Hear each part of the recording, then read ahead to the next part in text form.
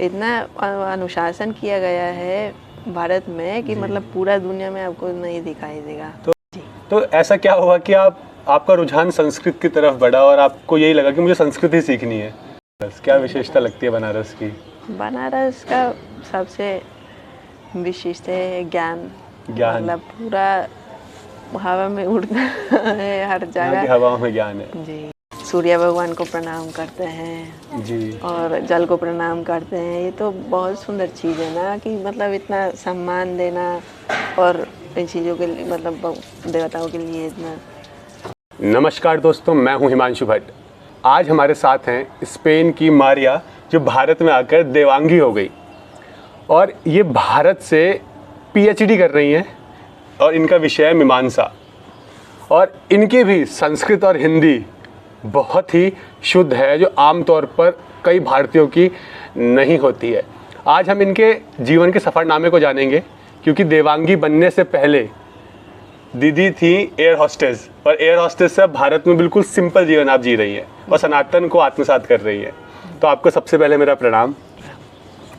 तो पहले तो मैं यही जानना चाहूँगा कि करोड़ों लोग हर साल विदेशों में जाते हैं पढ़ाई करने, तो क्या कारण था कि आप हिंदुस्तान की धरती पर आई? वो ये हो सकता है विषय के अनुसार होगा। जैसे यहाँ के लोग सोचेंगे कि बाहर के पढ़ाई करेंगे तो ज़्यादा नाम बनेगा जी, और उसके बाद ज़्यादा सक्सेसफुल हो जाएंगे। और वो विषय की भी बात है ना, उधर मेडिकल का नाम या उसका सर्टिफिकेट ज़्यादा वैल्यूबल मानते हैं लोग जी। और हमको संस्कृत पढ़ना था, तो संस्कृत पढ़ने के लिए तो यहाँ पे आना। तो आप एयर हॉस्टेस थी, तो कितने साल आपने पढ़ाई की थी स्पेन में, और एयर हॉस्टेस की नौकरी कितने साल की? स्पेन में हम सोशल वर्क का भी ये किए थे जी, और उसके साथ साथ तो पढ़ाई करने के लिए उधर मतलब थोड़ा सा मेहनत करना पड़ता है, तो हाँ, इसलिए पार्ट टाइम जॉब कर रहे थे एयर हॉस्टेस की। जी जी। तो ऐसा क्या हुआ कि आपका रुझान संस्कृत की तरफ बढ़ा और आपको यही लगा कि मुझे संस्कृत ही सीखनी है? हम वही पढ़ाई कर रहे थे और हमेशा लग रहा था कि हमको कुछ और करना है, कुछ और करना है, क्योंकि कुछ मीनिंगफुल शायद खोज रहे थे हम। ये तो वो लाइफ के इंटरेस्ट के बारे में है, और उसके बाद पढ़ाई के इंटरेस्ट जब जाएंगे तो हमको बचपन से हमको भाषा सीखना और उसके बारे में जानना बहुत रुचि थे उसमें जी। तो फिर भी भाषाएं तो बहुत सारी है हिंदुस्तान में आके, यहाँ हर 30 से 40 किलोमीटर पे बदलती रहती है जी। तो संस्कृत ही क्यों? क्योंकि भारत में ही संस्कृत का तिरस्कार किया जा रहा है। आपने देखा होगा कि यहाँ स्कूलों में भी 8वीं क्लास तक कंपलसरी है संस्कृत पढ़ना, लेकिन वहाँ पे भी इस तरीके से पढ़ाई जाती है कि बस ठीक है, काम चलाओ, हो गया, 8वीं तक आप पास हो गए, कोई ध्यान नहीं देता है। यहाँ तक कि कई जगह ऐसा है कि स्कूलों में पढ़ाने वाले टीचर्स को भी संस्कृत उतनी अच्छी नहीं आती है, लेकिन फिर भी क्योंकि जॉब लगना उतना मुश्किल नहीं होता है, रट्टा मार यहाँ पे होता है, आप रट्टा मार के पेपर दिया, पेपर क्लियर, इंटरव्यू क्लियर, आप जॉब कर लो।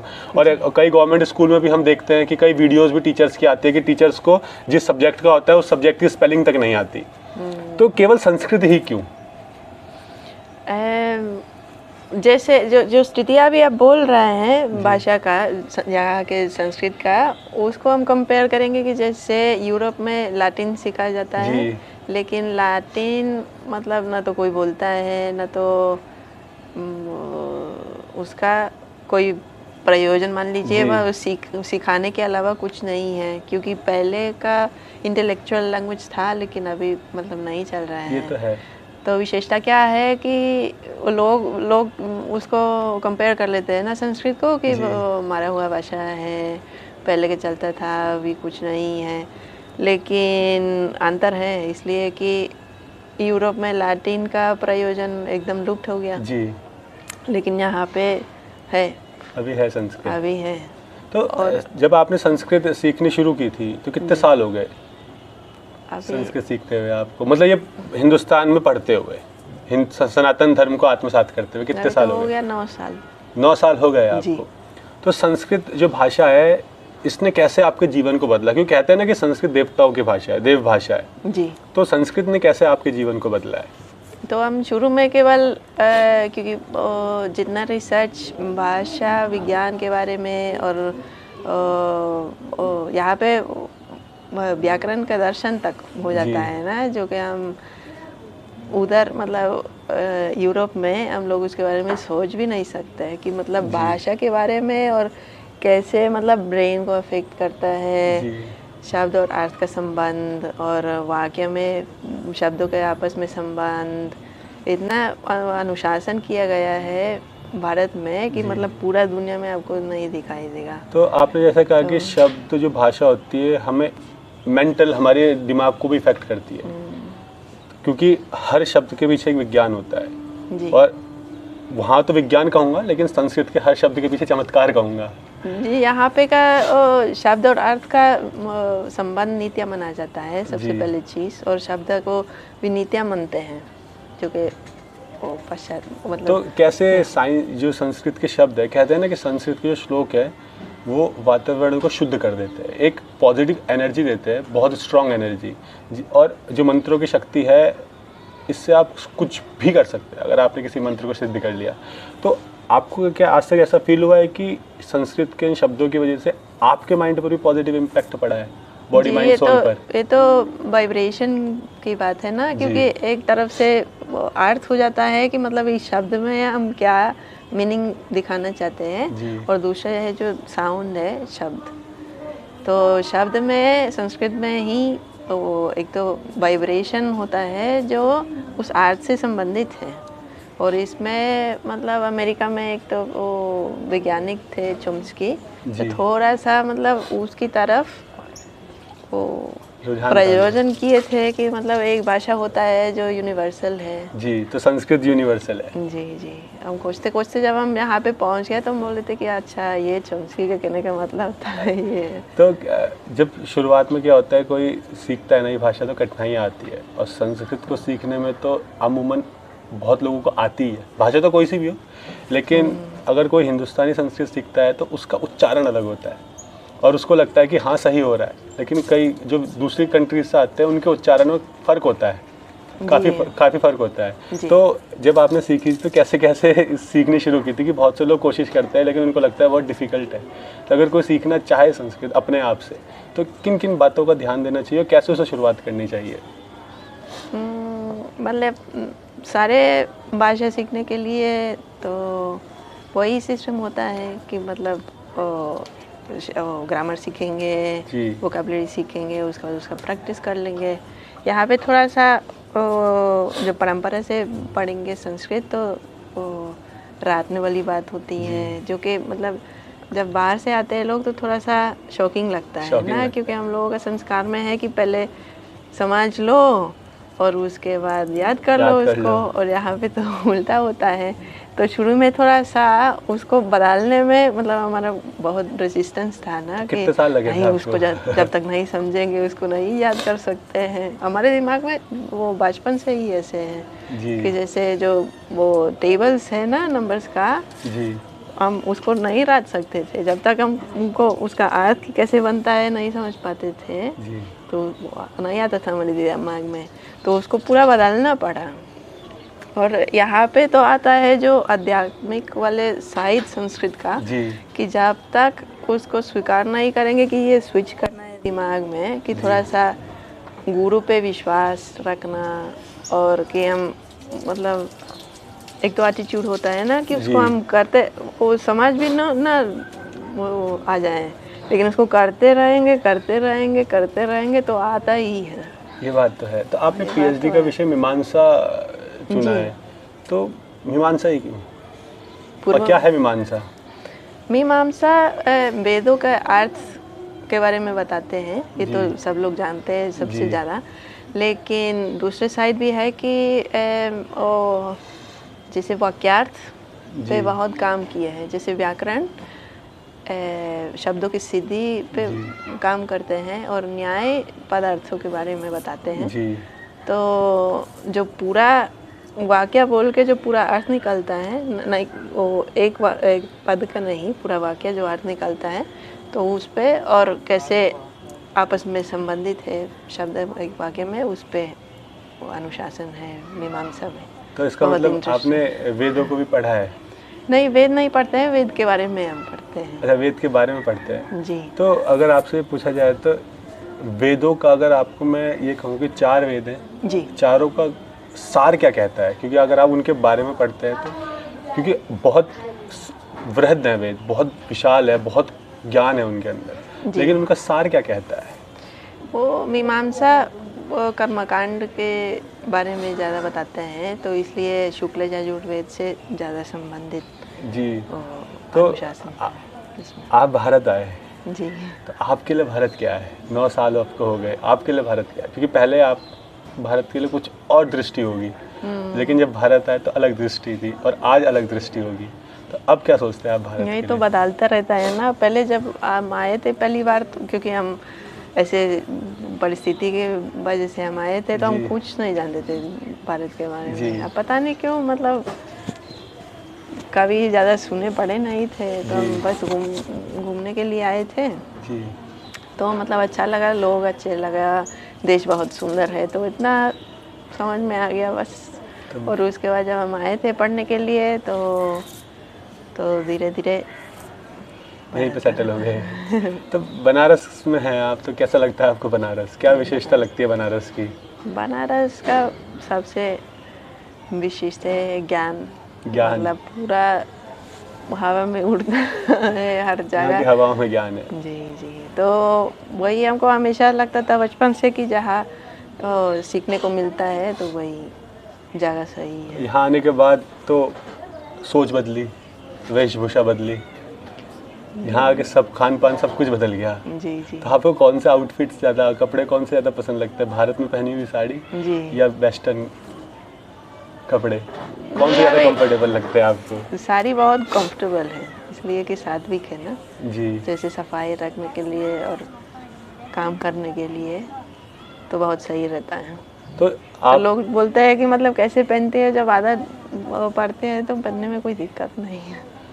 आप जब, क्योंकि आपने एयर होस्टेस की जॉब की है और वो पूरा ही मटेरियलिस्टिक रहता है जी। वहाँ पे, टोटली मटेरियलिस्टिक है, तो जब आप एकदम इस रूट पर आ गए, एकदम अपना रास्ता पूरा बदल लिया, तो रिएक्शन सोसाइटी का अलग अलग होता है। और स्पेशली उस आज से 9 साल पहले जब आप सनातन की बात करो या आप संस्कृत की बात करो तो आपको बैकवर्ड समझा जाता था। आज तो काफ़ी कुछ बदल रहा है, लोग बहुत सीख रहे हैं, यूनिवर्सिटीज़ में योगा बहुत सिखाया जा रहा है। तो क्या रिएक्शन था आपके फ्रेंड सर्कल में, फैमिली में या सोसाइटी में? जब हम आए थे, क्योंकि वो लोग सोचते थे कि हम 3 साल के लिए आ रहे थे, तो बोल रहे थे कि ठीक है जाके सीख लो। तब सोचते थे कि वापस आ जाएंगे। उसके बाद सोचने लगे कि पढ़ के क्या करोगी, पढ़ के क्या करोगी। लेकिन अभी समझ रहे कि हमको इतना सब कुछ मिल रहा है। जब हम आए थे तो मतलब इतना चमक आता है चेहरे में, दिखाई देता है ना सबको, कि सोचते वो लोग कुछ समझ गया कि सही रास्ते पे हैं। क्योंकि लोगों को लगता है जैसे फॉरेनर्स होते हैं, इनका डेली रूटीन बिल्कुल अलग है भारतीयों से। आपका डेली रूटीन क्या है? क्योंकि हमें पता है, लेकिन हम चाहेंगे आप लोगों को बताएं कि क्या डेली रूटीन है आपका, क्या क्या करते हैं, कैसे कैसे आप लोग जब करते हैं, क्योंकि लोग मानते नहीं हैं। तो हम चाहेंगे आप एक बार बताइए कि आपका डेली रूटीन क्या है। अच्छा, हमारा थोड़ा सा विशिष्ट है, इसलिए कि हम यहाँ पे वेद पाठशाला में रहते हैं बच्चों के बीच में ना, तो थोड़ा सा मान लीजिए कि बहुत ज़्यादा ही मतलब कल्चर के अंदर रह रहे हैं ना। तो हम लोग 4 बजे उठ के वो नहाते हैं, अभी थोड़ा सा वो विश्वनाथ जी में जाके दर्शन करके तब आधा घंटा माला जप करते रहते हैं। तो मतलब सुबह 4 बजे उठ के विश्वनाथ जी के दर्शन करने जाते, फिर आपका जप होता है। एक प्रकार से गुरुकुल की लाइफ आप जी रहे हैं। गुरुकुल की लाइफ, मतलब हम वेद नहीं पढ़ते हैं, लेकिन बाकी वो बच्चों के हिसाब से, मतलब जो खाना पीना और ये सब का टाइमिंग्स, क्योंकि वो आयुर्वेद के हिसाब से भी सही है ना, तो शरीर के लिए भी सही है। ये बात तो आपने बिल्कुल सही कही। तो आप, जब आपके दिमाग में सनातन का नाम आता है तो क्या विचार आता है आपकी? अगर आप सुनते हैं कि हिंदू धर्म या सनातन धर्म, तो क्या छवि आपके दिमाग में बनती है?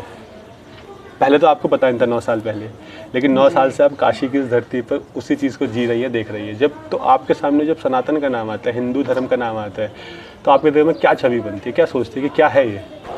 नहीं, सबसे अच्छा लगता है जब हम आए थे ना, जो पहले चीज़ दिखाई देता है कि लोग सूर्य भगवान को प्रणाम करते हैं जी। और जल को प्रणाम करते हैं। ये तो बहुत सुंदर चीज़ है ना कि मतलब इतना सम्मान देना और इन चीज़ों के लिए मतलब देवताओं के लिए इतना।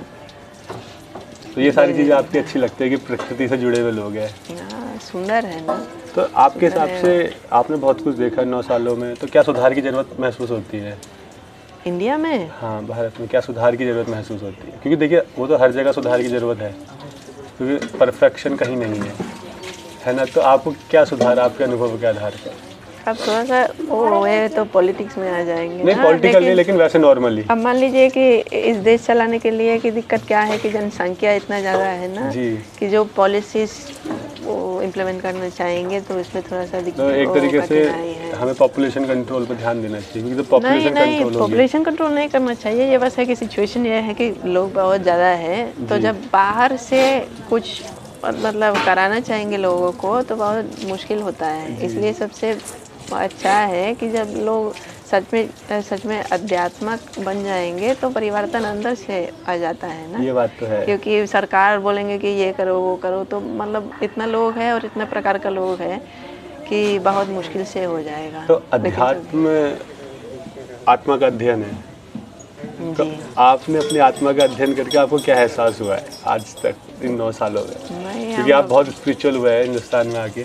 नहीं, हम खोज रहे हैं। हमको बस अभी वो साधना मिला, तो मान लीजिए कि हमको रास्ता मिला कि कैसे हम खोज सकते हैं, तो उसका प्रैक्टिस में लगे हैं। अभी तो कोई कंक्लूजन नहीं मिला वो तो बहुत। ठीक है, सबके लिए तो भगवान अलग अलग होते हैं, अलग अलग रूपों में पूछते हैं, लेकिन वास्तव में तो एक ही है।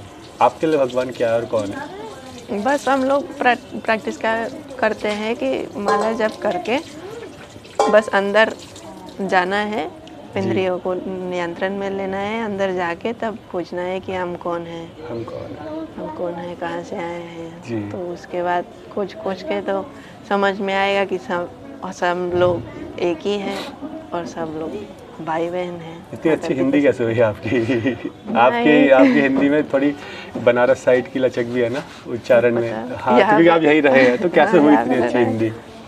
पता नहीं, अब धीरे धीरे जब हम आए थे तो कुछ नहीं आता था ना, तो धीरे धीरे संस्कृत भी पढ़े और हिंदी भी सीखे। तो अब संस्कृत हिंदी दोनों आ गई है। जी। तो दीदी ये कहना चाहूँगा कि बहुत बड़ा इंटरव्यू जाता है, और अंत में आप क्या मैसेज देना चाहेंगी सोसाइटी को अपने अनुभवों के आधार पर? क्योंकि ये पूरा समाज एक तरीके से भौतिक चीज़ों के पीछे भाग रहा है, मैटेरियलिस्टिक लाइफ के पीछे भाग रहा है, और आप वो चीज़ें छोड़ कर आए यहाँ के उस कल्चर को सीख रहे हो जिस देश की धरती के लोग ही अपने कल्चर को भूल रहे हैं। वो संस्कृत पढ़ना पसंद नहीं करते, हिंदी बोलना पसंद नहीं करते। तो आप क्या संदेश देना चाहेंगे? यूरोप में भी हो चुका है ना कि सब लोग अपने कल्चर छोड़ के सब लोग विकास करके तो सब बर्बाद कर लिया ना पैसा के पीछे और स्टेटस और ये सब। तो शायद भगवान ऐसे भेजे है कि हम बोल सकते हैं कि उन लोगों के पीछे पड़ना, क्योंकि हम देख चुके हैं ना कि उसके पीछे जाना और उसके लिए जीना अंत में मतलब पाएंगे और जिएंगे थोड़ा देर के लिए, ठीक है, लेकिन हमको लग रहा है कि सबको मतलब जब इस पे फोकस करेंगे तो अंदर से थोड़ा सा खाली वाला महसूस हो जाता है ना, कि मतलब ऐसे वो हैप्पीनेस कभी नहीं पा पाएंगे। तो मतलब मैटेरियलिस्टिक लाइफ के पीछे भागकर आप अंदर से खालीपन महसूस होता है, और अगर आपको वास्तव में खुशी और शांति चाहिए तो अध्यात्म को अपनाना पड़ेगा, और अध्यात्म के लिए ही सनातन है। अध्यात्म के लिए सनातन है। धन्यवाद दीदी आपका बहुत बहुत। ये देवांगी जी की स्टोरी है और इनके अनुभव है भारत की धरती पर।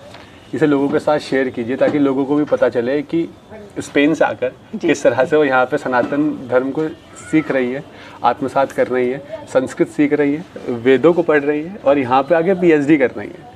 जबकि भारत की धरती से लाखों करोड़ों लोग हर साल भारत पढ़ने जाते हैं और वो चाहते हैं कि बाहर ही नौकरी की जाए, लेकिन ये यहाँ आई है, हमारे धर्म को सीख रही है, इसे जान रही है, उसका प्रचार प्रसार भी कर रही है और गुरुकुल जैसा जीवन जी रही है। साथ ही चैनल को सब्सक्राइब जरूर कीजिएगा ताकि जो भी वीडियोस मैं सनातन से जुड़ी बनाऊँ उसकी नोटिफिकेशन और अपडेट आपको समय पर मिलता रहे। धन्यवाद दीदी।